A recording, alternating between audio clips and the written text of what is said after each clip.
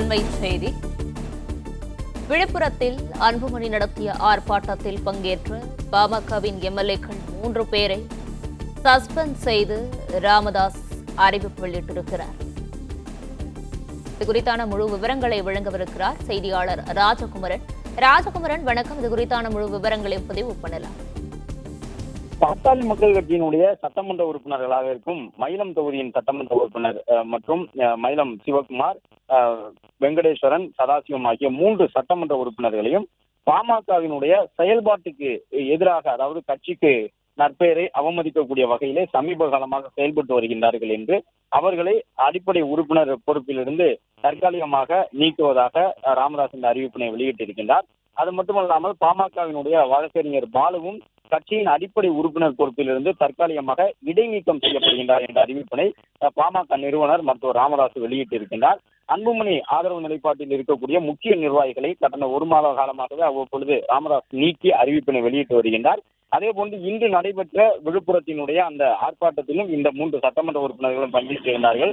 மயிலம் சிவகுமார், மேட்டூர் சதாசிவம், தருமபுரி வெங்கடேஸ்வரன் ஆகியோர் தொடர்ந்து கட்சியினுடைய தலைவராக இருக்கும் அன்புமணி ஆதரவு நிலைப்பாட்டிலேயே இருந்து வரக்கூடிய சூழ்நிலையில்தான் இன்றைய ஆர்ப்பாட்டத்திலும் அவர்கள் பங்கு பெற்று பேசியிருந்தார்கள். மேலும் வழக்கறிஞர் பாலுவும் தொடர்ந்து அன்புமணியுடனேயே இருந்து வருகின்றார். இந்த நிலையில்தான் அந்த 4 பேரையும் குறிப்பிட்டு தற்காலிகமாக இடைநீக்கம் செய்யப்படுகின்றார்கள். அந்த 4 பேரும் சமீப காலமாக பாமகவிற்கு எதிராக செயல்பட்டு வருகின்றார்கள். தன்னிச்சையாக செயல்களில் ஈடுபடுகின்றார்கள். பாமகவினுடைய சட்டமன்ற உறுப்பினராக இருந்த சேலம் மேற்கு அருள் கட்சியிலிருந்து நீக்கப்பட்டு விட்டதாக வெளிப்படையாக ஒரு அறிவிப்பினை பாலு அவர்கள் வெளியிட்டிருந்தார். அதுவும் கட்சிக்கு களங்கத்தை ஏற்படுத்தக்கூடிய செயல் என்றெல்லாம் குறிப்பிட்டு இருக்கக்கூடிய பாமக நிறுவனர் ராமதாஸ் தற்பொழுது அந்த 4 பேரையும் கட்சியினுடைய உறுப்பினர் பொறுப்பிலிருந்து தற்காலிகமாக இடைநீக்கம் செய்வதாக வெளியிட்டிருக்கின்றார் அறிவிப்பினை.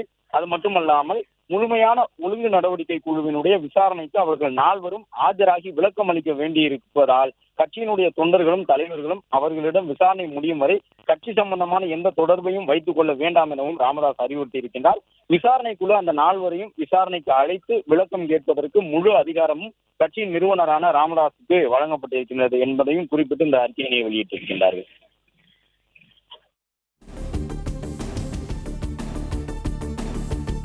விவரங்களுக்கு நன்றி ராஜகுமரன். பிளே ஸ்டோர் மற்றும் ஆப் ஸ்டோரில் இருந்து பாலிமர் செயலியை QR கோடு மூலம் பதிவிறக்கம் செய்யுங்கள். செய்திகளை உடனுக்குடன் பெறுங்கள்.